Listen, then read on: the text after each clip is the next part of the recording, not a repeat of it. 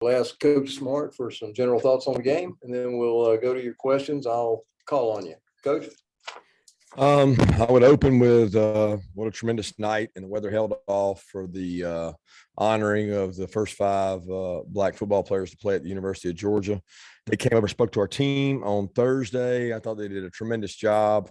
What a tremendous honor to have them and host them. And Courtney did an unbelievable job hosting them, and she has done an incredible job with our diversity, equity, inclusion. So I'm really proud of what they were able to do and what we've got as part of our stadium for a long time. I also like to thank David Pollock. So he got honored for the College Football Hall of Fame. What a tremendous honor for him. And then our fan base, our fan base came out loud and proud. They didn't take a week off. I think our student section has become very impactful from pregame warmups all the way through the game. Thought the guys played really hard. So many guys played a big role in this game. It seemed like the wealth was spread around defensively and offensively. I thought JT played with a high level of confidence, believed in what our guys around him could do, and he got the ball to our playmakers. Did a great job doing that. Pod is a great kicker. It was great to get him back on track there late in the second half. And just proud of the hard work our guys have put in. We got to get better, and we're not where we need to be. We didn't play as well defensively tonight as we have in the past, and we'll continue to improve. Okay, let's go to Chip Towers and then Seth Emerson. Coach, you mentioned it for a minute, but just the end of the first half seemed really critical for things. Getting a safety out of that and then coming back down and getting the field goal. Can you just talk about taking advantage of those last 24 seconds? Yeah, situational football is critical. And, we rep those exact situations every Thursday. And, man, I was really proud of the execution. Number one, they stopped us, which can't happen. We can't, not have an opportunity. And he took the timeout, which told me that he was, going to try to use the clock and not let it run out. Amir Speed and Jake Camarda started that whole thing with down the ball inside the one, which is just elite. We practiced that really hard all camp. So Amir made a huge play. Jake made a huge play. And then the defense made a huge play. Then the special teams made a big play.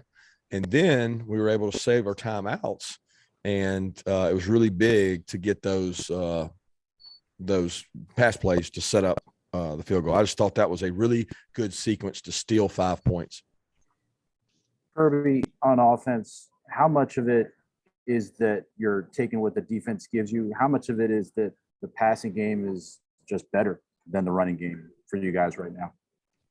Yeah, I don't know. Yeah, I think it's definitely that. It's not we're taking what they give us. I think we're just better right now. Timing, throwing the ball, spacing in routes. And I actually thought we ran the ball better tonight. I mean, I don't know. We rushed for 184. It didn't seem like a struggle to run it as much as it did against UAB. So statistically, I was proud of our ability to run the ball. I thought our backs made some people miss. So I'm not down on the run game tonight. I thought we improved there, but I do think the timing in the passing game and our guys are pretty good pass pro guys. But if we're going to be an elite team, you got to be able to be pretty good at both. I mean, there's a few teams, LSU, they never had to run it 2 years ago. I feel like they threw it a lot and didn't have to run it, but we got to continue to improve and we got to get guys healthy. Okay, let's go to Anthony Dasher and then Mark Weiser. Hey, Coach, congratulations. Obviously, Stetson came in on the third possession. Was that just a deal going in where you plan to play both guys? Yeah, to be honest with you, JT was not 100% all week, and he practiced all week, but he didn't necessarily go with the ones the whole time. We didn't know if he was going to be able to go on Monday, and we thought Stetson really practiced well, and he and JT rolled all week, and we told him, I guess it was Thursday or Friday, and we called him in and said, hey, look, you're both going to play, and we think JT's healthy enough to go, but we're going to play you, Stetson. And it's an unfortunate deal. Brock's route was a little shallow. And he, probably shouldn't have thrown it there. And he threw it a little high, sailed on him and got it picked. So unfortunate for Stetson, but he did have a good week of practice. And I've said it all along, and I continue to say it and stand by it. I have a lot of confidence in our quarterbacks, I can't say that I've ever had as much confidence in 3 to 4 guys that I've ever had. So Stetson earned that right, and it just didn't work out. Kirby, you're talking about guys getting contributions from so many different guys on defense. In particular, Nolan had combined with the safety, then forced the fumble. Can you talk about his game now, 3 games into the season, how he's developing, Nolan Smith? He's a great leader, one of the hardest workers. I'll reserve judgment how he played just off those 2 plays until I see the tape, but he is a extra effort, get after it, positive leader. He impacts the game. I mean, tonight, those 2 plays, that sack fumble and the safety were humongous plays in the game. Let's go Dean Legge and then Jake Rowe. Hey, Kirby, how about y'all's pass rush? How much do you think that's affecting quarterbacks these days? I guess you'd have to ask them. I don't a lot, I would think, but our guys get off and pass rush, and there's a lot of detail that goes into that. Like the amount of time Trey Scott and Schumann and Dan, all the defensive guys spend on creating rush, right?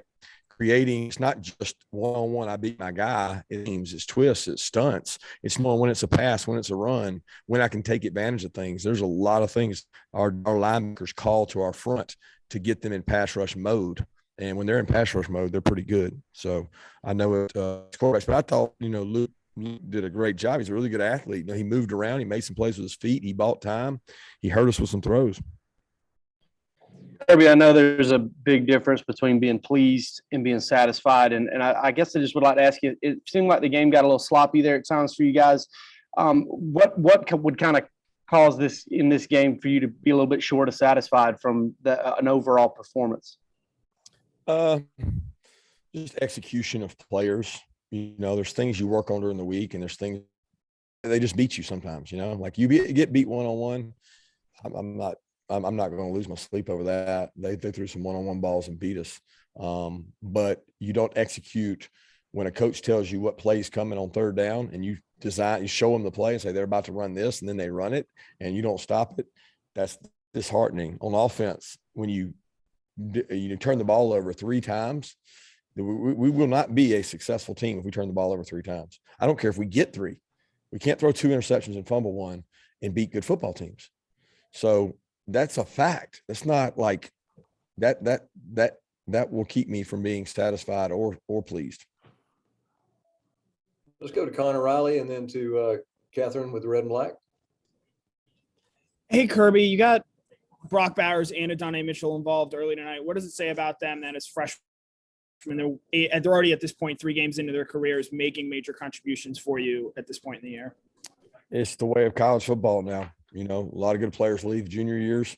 A lot of freshmen come in early. Both those guys really aren't freshmen. They were here all spring. So I look at it very different. They got a lot of confidence in the spring. They got routes. We practice really hard. They go against a really good defense every day. So A.D. Mitchell and Brock have competed at a high level, and they've earned that right. A great man and good friend who passed last week used to always say to me, if you're good enough, you're old enough.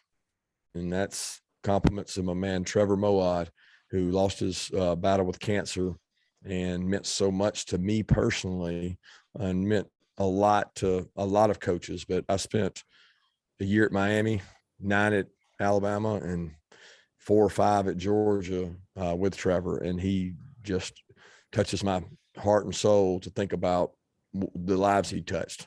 And that was something he used to say all the time. If they're good enough, they're old enough, and they are. Hey, Coach, kind of going off of that last question with Adonai Mitchell, I wanted to ask you what he did in practice this week that made you think he deserved a starting position. Well, he's talented. He's learning how to work. He's, it's very similar to Jermaine Burton. Jermaine Burton was a talented receiver last year that we felt like would get better the more he played. And, AD's got a lot of parts of his game to work on, the physicality, but he does run routes. He does have elusiveness, and he has really good first step quickness. And our coaches felt like if we're going to go to where we want to get to, he's got to go play. and he's earned it. I mean, he's made plays. He's a good football player, and as he earns that, he makes our team better. And I got to say that Marcus Rosemy and Justin Robinson and a lot of those other guys, Lab McConkey and Jalen Johnson, they have done really critical good work, and they've gotten better. Marcus caught a ball tonight and burst and got down the field, but AD has improved a lot too. And as long as those guys are healthy and getting better, we got a chance to be a successful team. Okay, let's go to Jeff Schultz and then Brandon Sudge. Kirby, I know you're focused on your team, but as everybody tries to figure out kind of the pecking order in college football, you might know that like Clemson struggled to beat Georgia Tech today, and Alabama had a hard time in Florida. I was just wondering what that tells you kind of about, maybe the state of college football this year, and maybe how it affects you guys. Yeah, I hadn't seen any scores. I was asking on the way over here, who won the Penn State Auburn game. I didn't know. And, it's weird to me. It's a weird year because not necessarily the Clemson score or the Alabama, because, playing at Florida is a tough place to play. But it's just different. It's a different feel to it because there's so many teams that I know are talented. And I'm not talking about those teams, but they lose to somebody that's like, man, they have no business losing to them, or upsets seem to be more prevalent, and we're not immune to that. So we're trying to heighten our awareness to this standard. Like, hey, can we play standard all the time, or are we going to go out there and be flat and not play our standard? And it's hard when you're dealing with 18, 19, 21 years old, because they get told all these things, and they start reading and believing it. And I'm warning our guys all night, hey, look, you played well tonight, but let's be honest.